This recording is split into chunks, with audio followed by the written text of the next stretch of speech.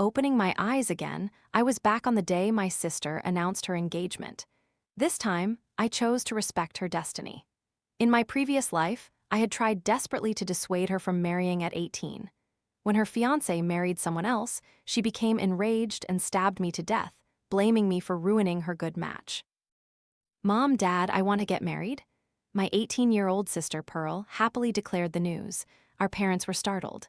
After exchanging glances, Dad spoke up, "You're only 18, what's this talk of marriage? Focus on a proper career."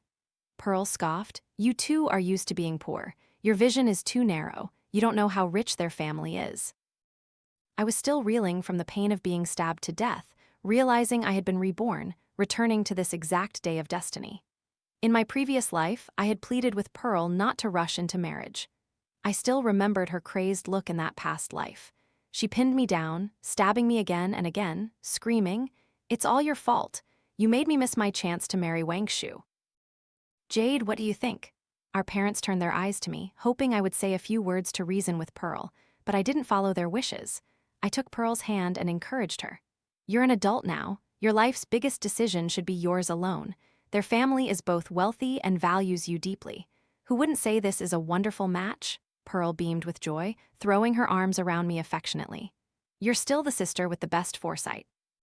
I hugged my sister, and where they couldn't see, a cold smile spread across my face.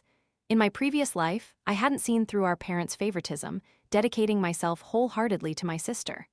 After she stabbed me to death, our parents cremated my body that very night, lying that I had committed suicide. My heart swelled with immense satisfaction. "This time, you two can clean up your darling daughter's mess yourselves." "Mom, Dad, how can I get married with just this?" Pearl pouted, utterly dissatisfied with the dowry our parents prepared. I chimed in, "That's right. Pearl, you're marrying into such a wealthy family. Without a suitable dowry, you won't be able to hold your head high in your in-laws' house." With that, I took a stack of cash from my bag and placed it on the table. I looked earnestly at Pearl. "Pearl, this is all the money I can manage, but this house, it's money I put in. Today, I'll say it directly. I don't need a single cent from this house. It's all for your dowry." This house was one I bought after graduation, but the whole family lived in it, and they even told me that this house would eventually be left to my sister. If the house was going to be hers eventually, then why not give it to her now? I wanted to see if an 18-year-old housewife could shoulder the mortgage on a 3-bedroom, 1-living-room house. On the day of the bride's arrival, the groom's family arrived in a grand procession, carrying a large chest with a sign proclaiming a betrothal gift of 500,000 yuan. Our parents opened them, only to find them filled with counterfeit money. "Pearl, what is this? Why is it all fake money?" Our parents paled in fright. Pearl merely tipped her nose at them. Wang Shu said, "It's a big wedding with all sorts of people. It wouldn't be good if real money got lost." My brow furrowed. He didn't know that if fake money was brought in, and there was a divorce later, the compensation he'd have to pay would be real money. Our parents looked worried, but they dared not ruin Pearl's mood, so they swallowed their anxieties. I also remained silent. After all, this was the path she chose, and no one else could help her.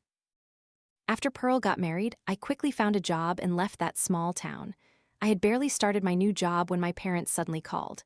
"Hello, Jade. Why haven't you sent money home lately? This month's mortgage hasn't been paid yet." A cold laugh echoed in my heart. "Mom, the house has been transferred to Pearl's name. If I pay the mortgage, I'm afraid my brother-in-law's family might have something to say." On the other end of the line, my parents fell silent. Their future days would certainly not be peaceful. Ah, what a pity I wouldn't have the chance to share their good fortune.